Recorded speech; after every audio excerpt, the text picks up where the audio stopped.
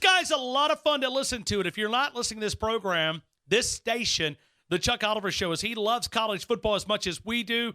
We're glad to have him part of the lineup, and he's glad to be able to feature him here on the game. Chuck, I hope you're having a great day. Welcome into the game in T-Town. Yeah, man, I didn't know Dreamland served stuff other than ribs. Well, you're right. The original location is literally like a rib sauce. But they've yeah. I ordered a barbecue sandwich one time. They put ribs on bread. I was like, okay, this is what it is. That's fine. Yeah, I think they call that a rib sandwich somehow. But it's not like the typical sandwich that you can eat. It's just regular old loaf bread and 3 ribs up on top, and it's like that's just an appetizer, Chuck. You eat the ribs and then you use the bread as a combination napkin and dessert, and it just it always works out well at Dreamland for me. Hey, no doubt. Appreciate you saying that. Chuck, let me ask you, as we go into this Nick Saban opening up camp, what is the biggest question you have around this football team? Honestly, how the receivers will finally be used more. I do a series in the summer leading up to media days every year, and it has something to do with when Les Miles first came to LSU. I had him scheduled, and, like they always say, you're at media days every year. Hey, Chuck, we're behind schedule. Coach has to go. You got time for one question. I was like, oh, my gosh. So I now prepare, if I only have one question for a coach, what's it going to be? Well, a year ago, my question was, who's going to develop opposite Calvin Ridley? Well, I think, Ryan, you can answer. Nobody did. There were some big moments with Devonta Smith, obviously, with Judy. For a while there, it looked like it was just going to be Calvin Ridley, catching about 80 balls and nobody else getting north of 20. And then that's exactly how it turned out. So my big question is, all of these stud wide receivers who are obviously so talented, what are you going to do now to take advantage of them? Because the reality is, even at Alabama, even at Ohio State, the days of just lining up and mashing people, winning the game 4 yards at a time, that ain't how it's done anymore. And so you have so much talent on the perimeter there in Tuscaloosa. And Ryan, the guy I'm looking forward to seeing is the guy who didn't play last year, Shavers. Well, I think that's going to be a big one. I mean, he's a big target. A guy's got plenty of speed. And a guy, but you look at the passing game, we didn't get it cranked up here. And evidence, if you want to go to Buffalo, New York, and you look at the Buffalo Bills, there's a guy that was a late pick when we talk about Robert Foster. This guy may have a chance to start for the Buffalo Bills. And he was a part of a team. If he would have stayed healthy, he would have been starting in Tuscaloosa. But he, his freshman year, it's so funny you bring him up, because his freshman year, I was like, all right, that's the next guy. And then he got hurt, and then all of a sudden he gets passed by about 6 kids younger than him, and it just never really happened for him. But darn right, he's starting in the NFL, absolutely. So, Chuck, let me ask you, when you talk about the quarterback conversation, Nick Saban continues to talk about, he's used this key word over and over and over. The quarterback position has got to be a distribution point. When I hear that? When you hear that, what do you think? I think Tua's the starting quarterback is what I hear. Ryan, just like you, I've been around the game my whole life. I've played, I've coached, I've covered it, all of that stuff. And I have never seen a kid throw 17 touchdowns. And how many interceptions last year? 1. And everybody looks at him and says, yeah, he can't throw the ball downfield. But I know what I know when I watch him. I see a kid who, when you get down, not 6 or 7 or even 8, when you're down 9 with about 5 or 6 minutes to go, he's really not the guy that I want in the game. It's got to be Tua, and he's the guy that will let you take advantage of all of those 4-star and 5-star kids out on the perimeter. And you can still work your running game. It's just, instead of Jalen carrying the ball, it'll be Damian or Najee or Brian Robinson or whoever else. Do you think Jalen will have a role if he's not the starting quarterback? Yeah, he really does. And help me remember here. Doesn't he have the opportunity at least to graduate in December? He does. He will graduate in December. He is on track. And I'm going to tell you right now, if I don't get anything else right about the Alabama team this year, Jalen will help the team GPA, because I promise you, no matter what, that kid is going to get all A's and graduate, and then at least have an option for next year. And Nick Saban, I don't know this for sure, but I got the feeling that 2 years ago, Blake Barnett and his dad figured out something that Nick Saban didn't know, because we've always said, if you transfer, you got to sit out a year. And they realized, we always say year, but we're really saying a season. They were like, no, it's actually a year, a calendar year. So he was eligible at October 1st last year. Well, I promise you, Nick Saban knows all about the transfer rules now, so he's not going to get hoodwinked. He's not going to get ambushed or surprised by any of it. He's going to find a way to make maximum use of both of those quarterbacks. We're talking to Chuck Oliver, which is part of the Chuck Oliver Show that you hear daily here in Tuscaloosa, Monday through Friday, following this program as we listen to a lot of college football. It's enjoying to get us, because we kind of get these blinders on here in Tuscaloosa where we just focus on the Crimson Tide. It's fun to listen to your show because you're stretching out there, going and flipping over stones and all the different college campuses in the SEC. Yeah, and Ryan, it's funny you bring that up because I hear that a lot when I'm on with different affiliates that we have, and I always tell them the same thing. Like with you, I'm not going to out Alabama the coverage y'all give them because y'all are in Tuscaloosa. And so everything y'all are doing from when they, fire up the mic at 6 a.m. all day, I'm not going to cover Alabama better than y'all. So my goal is to cover Alabama, but also Tennessee, Florida, Florida State, Clemson, Georgia, all of them like that, because it'd be silly for me to try to cover the Gators better than our affiliate in Gainesville. That's just not going to happen. So I do try to give you a really good smattering all across the SEC, ACC, Southern football. Now, I know you've enjoyed a couple of days off. I'm just curious if you have any thoughts on the Urban Meyer situation developing out of Columbus, Ohio. Yeah, he's coached his last game there or anywhere else. Right now, there are two things that really have sort of become the third rail in your professional life, and that's racism, and that is any sort of sexual or physical violence against women.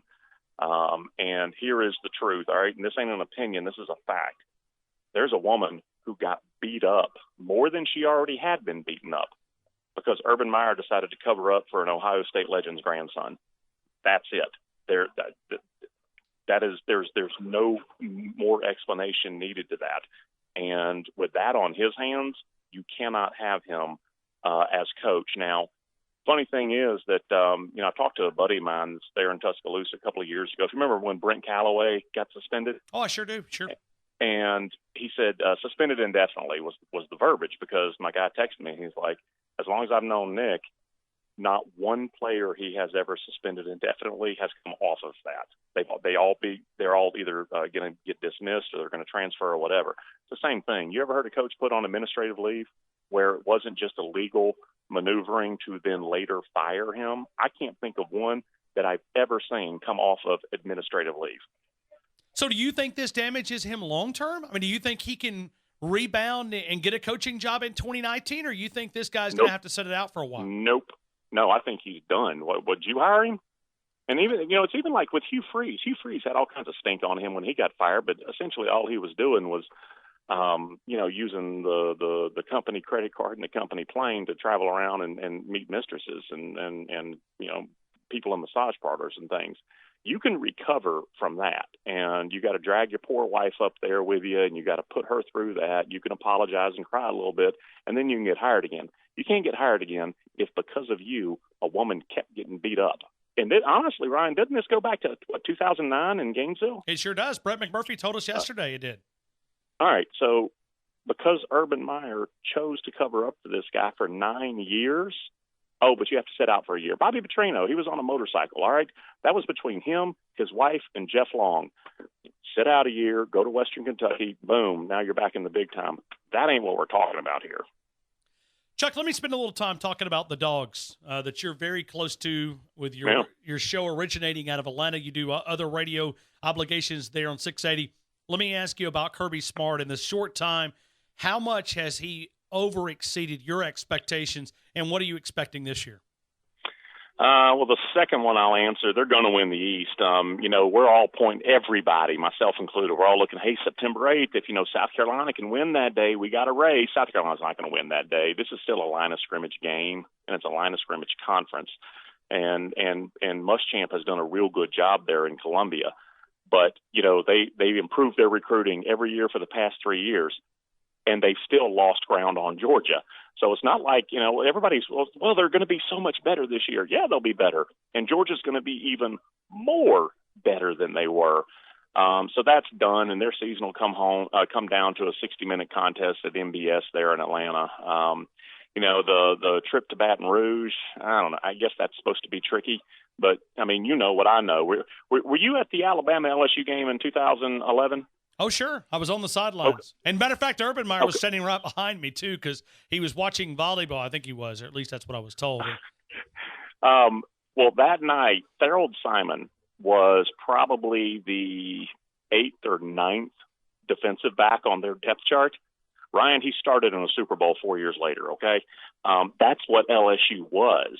And when we all look at LSU, we don't see the same LSU anymore. So that trip to Baton Rouge, that's going to be tricky. No, it ain't going to be tricky. They're going to win that game too. They might lose to Auburn. I guess they could lose a weird game like at Missouri or something, but they're 11-1, 10-2 at the absolute worst.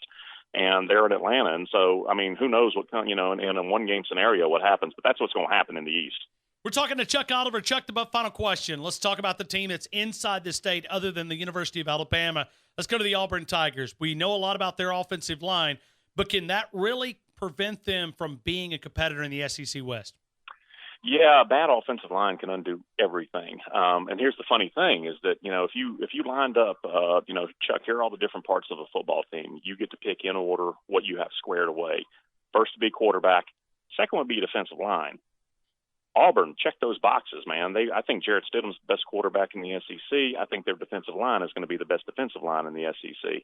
Their O-line, really can't tell you. I can't promise you anything there. There's a lot of talent, there's a lot of potential, and there's good coaching as well for those kids. But you haven't done it yet. And so it would not be real genuine to me to say, oh, yeah, absolutely, that offensive line is going to be great. I was talking to some folks this morning about that exact thing. They asked me about Auburn's O-line, and I said, well, just because you haven't done it doesn't mean you can't do it. But it's a tall order. I mean, when you're looking at, Harrell or Horton as your best offensive lineman and your most experienced. I put it this way, the 2010 Auburn offensive line, they weren't that great. What they were is all juniors and seniors with like a combined 175 starts with them. Lee Zimba, he wasn't a great offensive lineman, but he was a 22-year-old grown man who had already started like 45 games. So that's how Auburn got a national championship in 2010. They have the opposite of that this year. Doesn't mean it can't happen. It just means they got a lot of growing up to do. The Chuck Oliver show that you can hear around the SEC region, but you can hear right here in Tuscaloosa by simply staying on and the app as well. We stream the program, 40 stations around the South. We call him the king of college football. Chuck Oliver, I appreciate you for being a part of the show and always enjoy the stuff that you guys bring each and every day as you guys talk SEC football. Thanks for joining us here a couple of minutes in T-Town. Yeah, and Ryan, it's so funny that you and I sat about 30 feet from each other for a week and never were able to work out time to talk to each other because we were so overrun with guests. But now that we're, hundreds of miles apart, we're able to make time for it. That's kind of funny, man. Hey, it is, but it's that event. I mean, it's that event. I mean, you're running around like a chicken with your head cut off. I mean, it's like you don't even know what to, hey, my show's starting. Okay, perfect. Yeah, it's like you sit down. All right, brother, I'll catch up with you soon, okay? Thanks, Chuck. Have a great day, man. All right, bye.